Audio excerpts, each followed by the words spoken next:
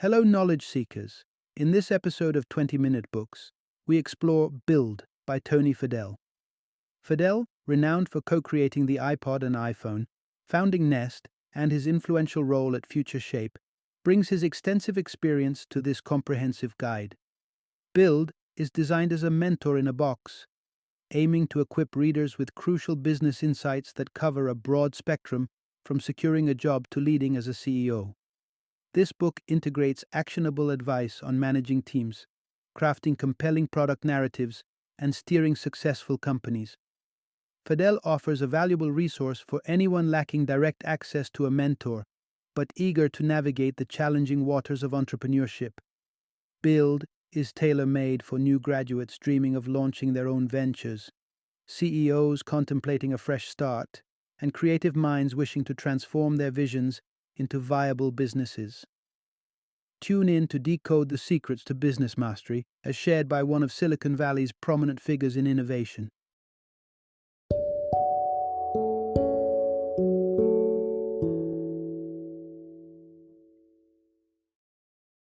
Build, an unorthodox guide to making things worth making.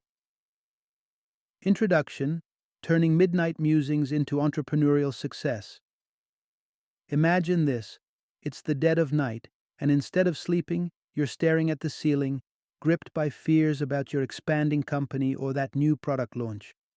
The urge to dial up a mentor for guidance tickles your mind, but then reality kicks in. It's midnight, and you're mentorless. Enter Tony Fadell, the mastermind behind the iPod, iPhone, and Nest systems, ready to transform your sleepless anxiety into actionable, successful strategies. Through years of roller coaster experiences in the tech industry, Fadell has packed his insights into a comprehensive manual for budding entrepreneurs and seasoned executives alike. In this summary, we unearth some of Fadell's accumulated wisdom aimed at sculpting careers, products, and business landscapes. You'll discover fascinating behind-the-scenes stories about the tech icons we consider indispensable today, such as who exactly laid the groundwork for the first iPhone. Moreover, we delve into why your product offerings should act more like a painkiller, addressing immediate needs, rather than a vitamin that merely augments. Also highlighted is Fadell's intriguing viewpoint on workplace culture, specifically why conventional perks like massages might not be as beneficial as they seem. This compendium of advice pulls you out of the midnight worry spiral and steers you towards constructively building your career and company. So the next time you're up at night with only your thoughts, remember, Tony Fadell's guidelines could be just what you need to calm your fears and chart a path to success. Part 1. Embrace the hustle of your youth. Lessons from a tech pioneer. Ever puzzled over who actually pioneered technology similar to the iPhone? Hint, it wasn't Apple to start with. Introducing Magic Link, a device from 1994 that boasted touchscreens, emails, apps, games, and even animated emojis, essentially mirroring many features we now attribute to modern smartphones. The brainchild of General Magic, Magic Link was a futuristic marvel that unfortunately didn't resonate with the general public at the time, deemed too advanced and merely a novelty for tech enthusiasts. During his 4-year tenure at General Magic, Tony Fadell was deeply involved with the Magic Link project. Despite its commercial failure, Fadell doesn't view those years as wasted. Instead, he considers them instrumental in honing his passion and skills in technology. His commitment was intense, often dedicating as much as 120 hours per week to his work. While replicating such extreme work hours isn't advisable for everyone, Fadell's story highlights a critical phase, early adulthood, when digging into your interests and working zealously towards your aspirations is most feasible and potentially rewarding. This period is ripe for taking risks and experiencing a breadth of possibilities without the encumbrances of extensive family duties or significant financial burdens. This chapter of life is not just for expending energy, but also for strategic exploration and learning from failures. The lack of substantial risks related to familial or financial responsibilities provides a buffer to rebound and pivot as needed.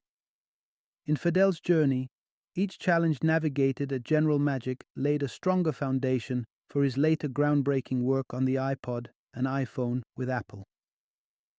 The takeaway? If you discover a driving passion early on, like Fadell did with mobile technology, pursue it relentlessly. Surround yourself with people who share your enthusiasm, friends, mentors, and collaborators. Your early adult years are a golden opportunity to shape a career path that is not only successful but also fulfilling. Finding and following your passion isn't just about achieving personal milestones, it's about making meaningful contributions to fields that intrigue you. Determine what you want to master, the kind of individuals you want to collaborate with, and start building. It's a time to experiment, make mistakes, learn, and eventually lay the groundwork for lasting impacts in your chosen industry. Part 2: Guiding without gripping. The art of effective team management. Imagine inspecting every single pixel on a screen with a jeweler's loupe to ensure perfection. This meticulous attention to detail was a hallmark of Steve Jobs, remembered vividly by Tony Fadell, who observed Jobs scrutinizing user interface graphics down to the smallest element. For Jobs, perfection wasn't just a goal, it was a prerequisite, extending from individual pixels to every word on product packaging. This might sound to some like the epitome of micromanaging, but Tony sees it differently. He interprets Jobs' precision as an essential demonstration of the standards expected from his team, a way to ensure no one settles for anything less than their best. This anecdote underpins a broader lesson in leadership. Steering a team effectively doesn't necessarily mean hovering over every minor task. Instead, it's about setting clear expectations of excellence and then stepping back to let your team excel. Transitioning from an individual contributor to a manager changes your role fundamentally. Your task shifts from doing to enabling. Your primary job is to help others excel at yours. If you find yourself continuously wrapped up in tasks you used to do, it might signal a need to reassess your managerial approach. So, how can you maintain your focus on managing rather than doing? Start by shifting your focus from the methods to the outcomes. For instance, if the goal is to create an outstanding product, concentrate on defining what that entails: high-quality design, effective marketing, robust sales strategies, and ensure you have competent people managing these areas. The key to this strategy is trust. Assign responsibilities and let your team members take ownership. Regular check-ins during team meetings allow you to gauge progress towards critical milestones and make adjustments as needed. These sessions are also an opportune time to address potential concerns and brainstorm improvements, ensuring that the direction remains aligned with the overarching objectives. Furthermore, keeping detailed notes on both milestones and concerns not only helps you track progress, but also demonstrates to your team that you value their contributions and are actively engaged in their success. Adding a section for new ideas can also foster a creative and forward-thinking environment, encouraging innovation and job satisfaction. By adopting such strategies, you ensure that management isn't about controlling every small detail, but about inspiring and guiding teams toward shared successes, much like conducting an orchestra to produce harmonious symphonies, where each musician plays a part, guided by the shared vision of the conductor. Part 3: Championing your product, the pivotal role of why. Back in 2007, Steve Jobs took the stage and delivered a presentation that has since become legendary, forever changing the tech landscape. He described the iPhone as a blend of three devices: a widescreen iPod, a mobile phone, and an internet communications device. While this triad grabbed headlines, the real magic lay in what Jobs articulated next. Addressing the audience, Jobs highlighted the shortcomings of existing smartphones, emphasizing their complexity and inefficiency. He pointed out the common frustrations users faced, setting the stage for introducing the iPhone not just as a new gadget, but as a solution to a pervasive problem. This strategic move, as Tony distills from Jobs' approach, is known as planting the virus of doubt. This tactic involves reminding your audience of a prevalent annoyance or inefficiency in their lives, thereby fostering a desire for a better alternative. A segue neatly leading to your product as the remedy. But the essence of this approach goes beyond mere marketing. It's fundamentally about powerful storytelling. Having a state-of-the-art product is only part of the equation. If you're not articulating why your product matters more compellingly than your competitors, you risk falling behind. At the core of effective advocacy for your product is a robust and resonant why. Your messaging must convincingly outline why your product exists, the specific problems it solves, and why it should matter to your audience. This why should be compelling, addressing a real need that is as tangible and urgent as the need for a painkiller, essential and immediate, rather than a vitamin which is beneficial but not indispensable. Further, your product concept should be something you cannot stop thinking about. If it doesn't stick in your mind like a persistent itch, it might not be as impactful as you think. Consider Tony's journey with the smart thermostat leading to the creation of Nest, a concept that took a decade to evolve from idea to execution. Throughout this time, the idea was inescapable for him, indicating its potential as a significant innovation. To evaluate the potential of your product idea, observe whether it clings to your conscience, much like a stubborn pain that demands relief. Over time, fleeting ideas will fade, but those that linger are likely the ones worth pursuing. These are the ideas that address genuine needs, present a compelling reason for their existence, and are ultimately hard to let go of. Prioritize these as they are not just products but solutions awaiting manifestation. Part 4. The strategic art of building a diverse and dynamic team. Consider Isabel Gwinnett, who started her journey at Nest as an eager 22-year-old right out of college. She was among the first to join forces with Tony and his co-founder, tasked with unraveling the intricacies of thermostats, a field neither she nor Tony were familiar with. Yet, her youth and curiosity were invaluable. She dove into the challenge, quickly learned the ropes, and evolved into a project manager critical to the product's development.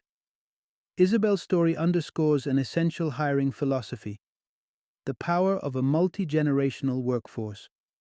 The idea is to blend the wisdom of seasoned professionals with the fresh, unbridled enthusiasm of younger talent. This mix not only enriches your team's dynamic, but also mirrors a broader range of customer perspectives, enhancing the company's capacity to innovate and adapt. When the time comes to expand your team, think beyond conventional demographics. Embrace a spectrum of ages, backgrounds, and identities. Younger hires, like Isabel, may require initial training, but consider this an investment in your company's future agility and creativity. Equally crucial is refining your hiring process to eliminate ineffective traditional practices that can obscure the best candidates. Ensure your hiring panels are as diverse as the candidates you seek. For instance, include an engineer in the interviews for an app designer to provide insight on practical implementation challenges.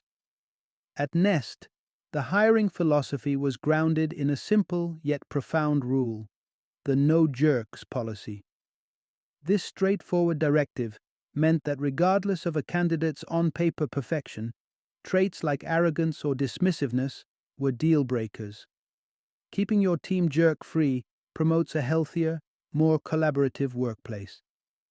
To accurately assess potential hires, consider their responses to challenges.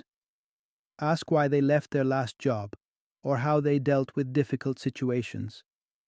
Pushing for these insights during interviews helps gauge a candidate's problem-solving skills and emotional intelligence.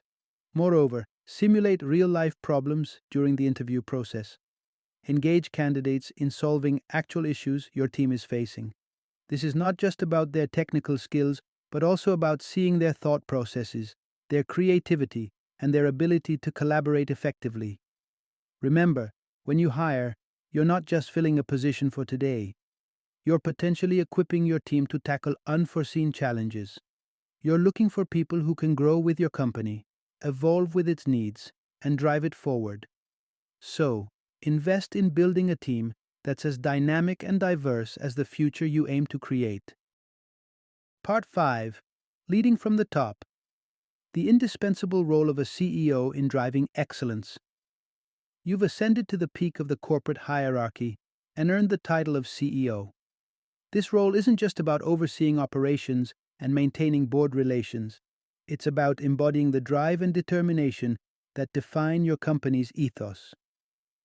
Transitioning into the CEO's seat brings a realization. The breadth of your responsibilities now spans every crevice of the company. From customer support to product development, your involvement and concern set the tone for the entire organization. For instance, Tony Fadell, during his tenure at Nest, delved deep into customer support articles. He understood that these interactions were often a customer's last resort, a breakpoint that could pivot to satisfaction if handled with care. By studying these resources, Tony ensured that even these critical touchpoints reflected the company's commitment to excellence. A key part of your role as CEO is to foster an environment where mediocrity finds no shelter. This requires a meticulous eye and a willingness to push boundaries, not just in product development or marketing, but in every aspect of the business. The danger of complacency is real, and without vigilant leadership, subpar standards can quickly become normalized. In today's corporate culture, there's a growing trend towards pampering employees with an array of lavish perks. While well-intentioned, this approach can inadvertently set expectations that these comforts are entitlements rather than privileges, potentially leading to a diminished sense of their value. Consider Apple's approach of offering discounts rather than free products, reinforcing the notion that value derives from investment, whether monetary or effort-based. As you navigate your CEO journey, it's essential to critically evaluate which elements truly contribute to the company's growth and which might be superfluous. The perks, while attractive, should not overshadow the core mission of the company. They should be just that, perks, light enhancements rather than foundations. Steer clear of creating a culture of dependency on company-provided comforts. Instead, invest in what genuinely moves the needle: product innovation, market expansion, and sustainable business models. The ultimate goal is to secure the company's longevity and continue providing employment and innovation. Your leadership style as a CEO shouldn't be about coddling, but about challenging your team to reach their highest potential.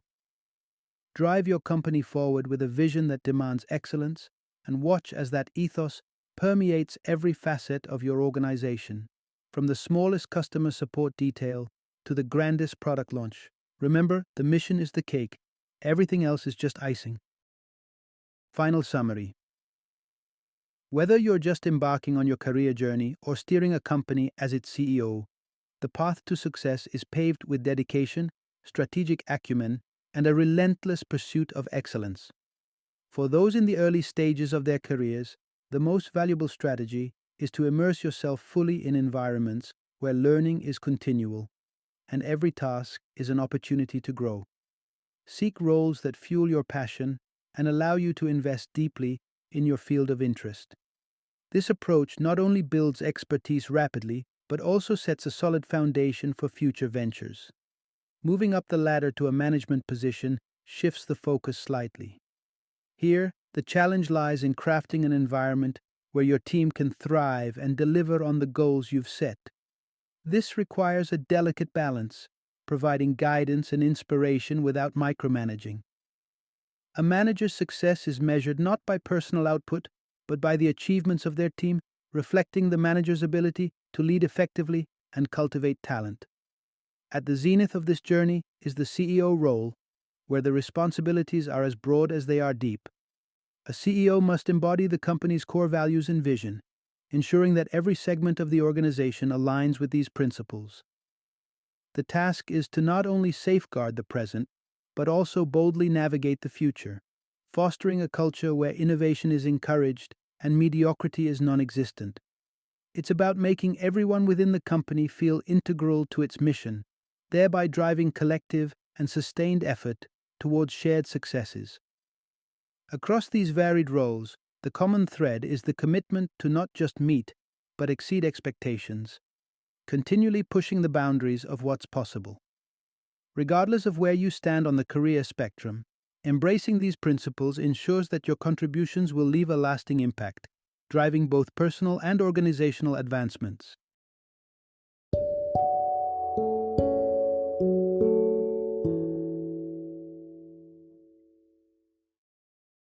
Thank you for joining me today on this journey of learning and discovery as we explored the insights of another thought provoking book in our growing library of knowledge.